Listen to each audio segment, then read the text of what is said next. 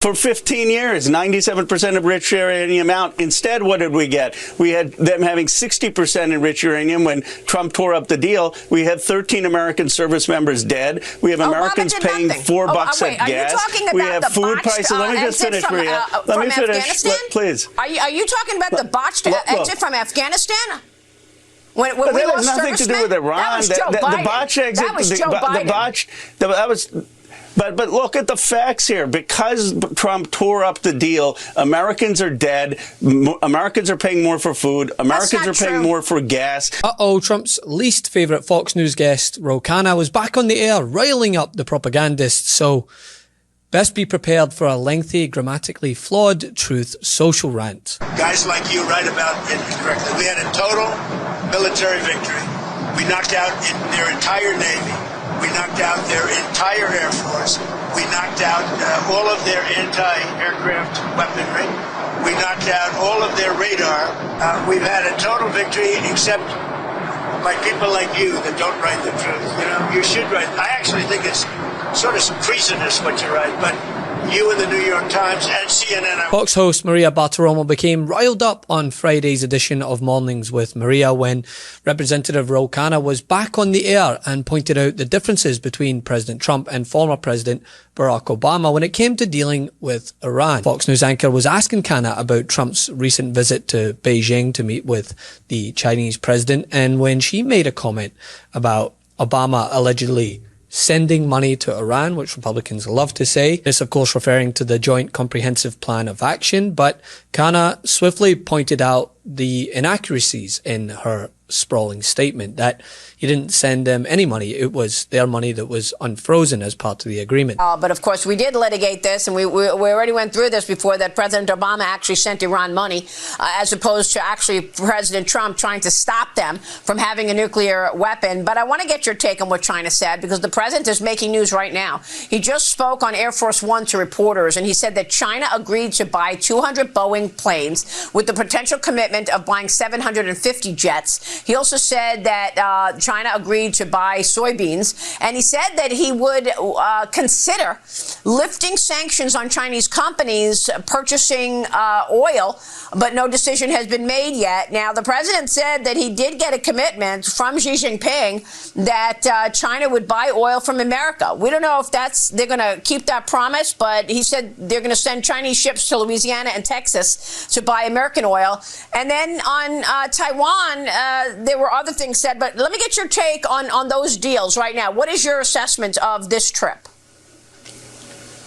Sure. I just have to say, for the record, my view is that President Obama didn't give money to Iran. He unfroze Iranian assets, but we can have that conversation some other time. Let me say on Boeing, I'm glad that China is buying their Boeing planes, but they're only buying... But Congressman, wait, why unfreeze assets? Why give Iran, the leading state sponsor of terrorists, $2 billion so that they could go give that money to the proxies that they support, like Hezbollah and Hamas? Why unfreeze money?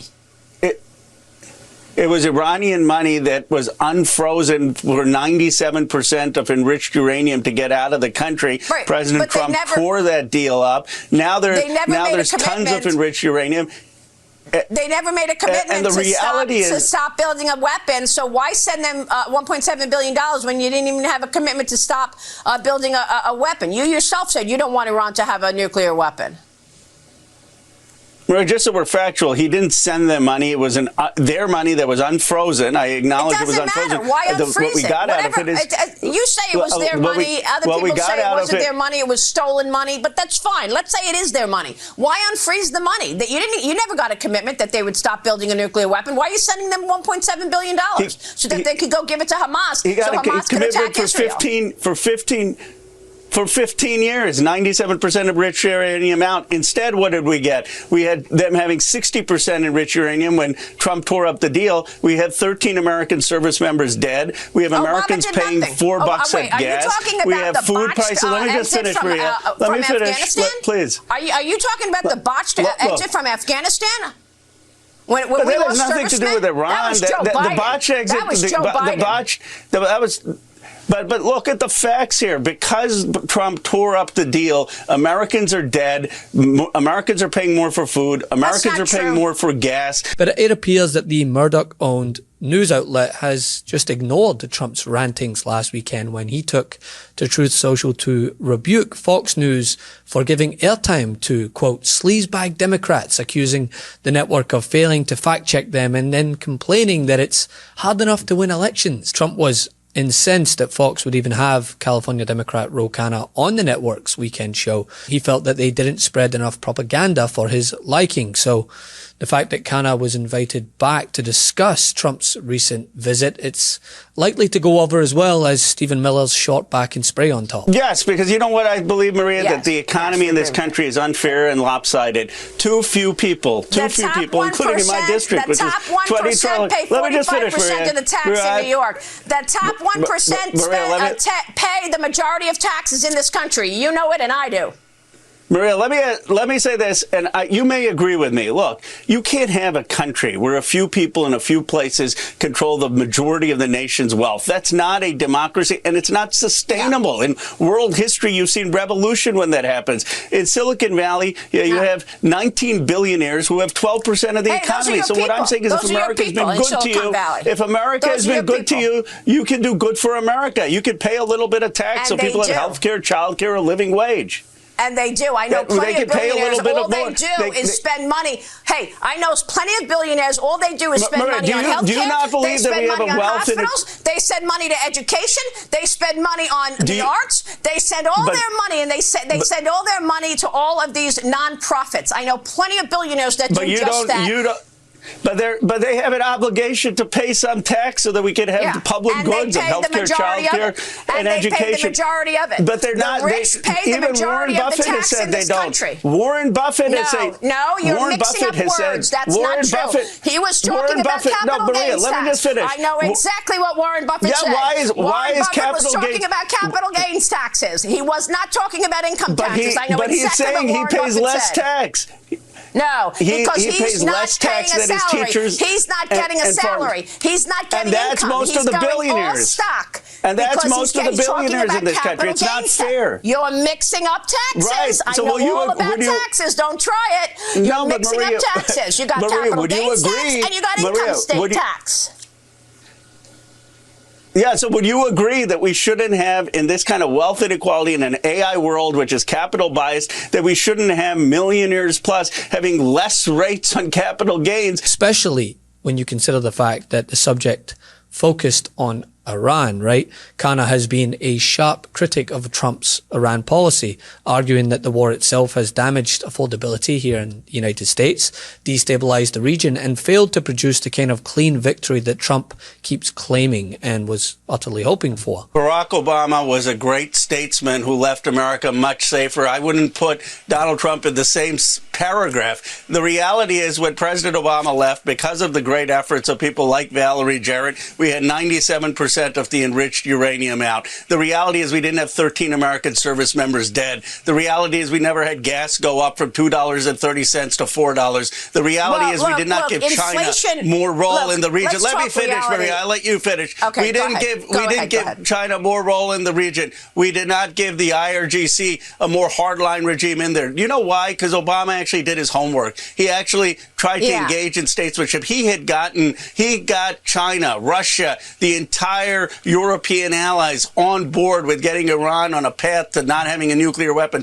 All Trump did is listen to Netanyahu. That's his entire foreign policy. And seeing as the president clearly doesn't see Fox as a media outlet, but more like a possession, having Ro Khanna back on air to speak the truth is probably going to be seen as a betrayal to Trump. And this is where it gets more serious, right? Trump has not just complained about critics, he has escalated the language into something much more sinister. According to the Wall Street Journal reporting, Trump has pushed aggressive investigations into Iran war leaks and labeled certain national security reporting as quote, treason.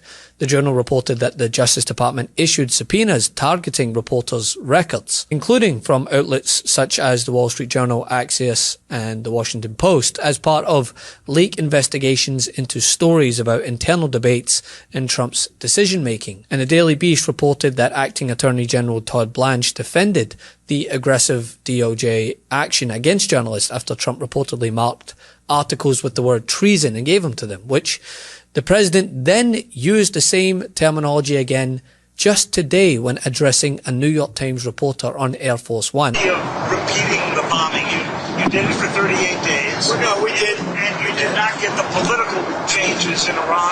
No, I had a total military victory, but the fake news, guys like you write incorrectly. You're a fake guy, and guys like you write about it incorrectly. We had a total military victory. We knocked out their entire Navy. We knocked out their entire Air Force. We knocked out all of their anti-aircraft weaponry. We knocked out all of their radar. We knocked out all of their leaders, number one, and then we knocked out all of their leaders in the 2nd Division, and we knocked out numerous of their leaders in the 3rd Division. And they're very confused. We've had a total victory, except by people like you that don't write the truth. You know, you should write. I actually think it's sort of some treasonous what you write, but you and the New York Times and CNN, I would say, are the worst. Right. So on another war, you should know better. You know, you're a professional. You know better. Your editors tell you what to write, and you write it. You should be ashamed of it. Subject of another war. Is there any? I actually think it's treason when you write like they're doing well militarily and they have no Navy, no Air Force, no anti-anything. By the way, we knocked out 85% of their manufacturing for missiles. We knocked out everything. We haven't knocked out other than one bridge, and we did because they misbehaved. But we have bridges we could knock out. We could knock out their bridges and their electrical capacity within 2 days. We could knock out the whole thing. And then I read the New York Times, and they act like they're doing well. And everybody knows it. That's why your subscribers are way down. You know, the Times subscribers are way down because it's fake news. Did you discuss Ukraine? Way down. Did you discuss Ukraine? I mean, it's not normal, right? Imagine if Obama or Biden were accusing reporters of treason. It's just absolutely bananas. And for those who like to think within the comfort of their own bubble that we're not under an authoritarian regime, just go ahead and point me to a healthy democracy where reporters are accused of treason for reporting on facts that a leader doesn't like. See, if Trump thinks critical reporting on the Iran war is treason, what's he going to think when Fox again airs critics of that very war? He's already attacked Fox for putting Democrats on air in the first place. He's attacked Fox personalities when they cite bad polling, meaning any of the polls, go and take your pick. You were mentioning the CNN poll of polls, and of course, the poll of polls is made up of individual polls, and one of them that just came out over the weekend was the ABC News Washington Post Ipsos poll, and you can see it right here. I mean, this just tells the story, right? The lowest net approval ratings ever for the President of the United States. That is approval minus disapproval. The lowest previous record, according to the ABC News Washington Post poll, was Trump was 24 points underwater. That was all the way back in term number 1. My beard at that particular point did not have any gray in it like it does today. But guess what? As my beard has turned to gray, Trump's numbers have fallen to a new record low, according to the Washington Post ABC News poll. He is now 25 points underwater on the net approval rating. That is the lowest ever that he has ever been at. And so it's not much of a surprise to me that the CNN poll of polls is reflecting that with the record high disapproval rating. And he has attacked female Fox hosts and commentators when they just don't perform loyalty aggressively enough for his liking. Now with Iran, the stakes are higher because it's not just about a poll, right? It's about a war that Trump is hell-bent in convincing the American people was worth the affordability crisis that they're facing on home soil. Well, honestly, what has been holding me back is I feel like the change that I was expecting from the president himself, I don't feel in my everyday life, which is concerning to me. I still feel, obviously, that, prices are very, very, very high, if you're going to the grocery store or just in general, because inflation still exists. Unfortunately, now we have the higher gas prices, which really hurt, everyday people in their pocket. And I've voted my entire life.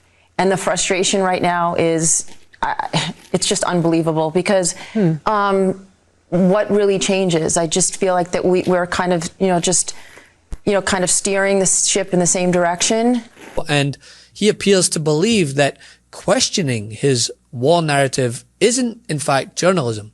It's treason. Want to stay plugged in? Become a subscriber to our Substack at MeidasPlus.com.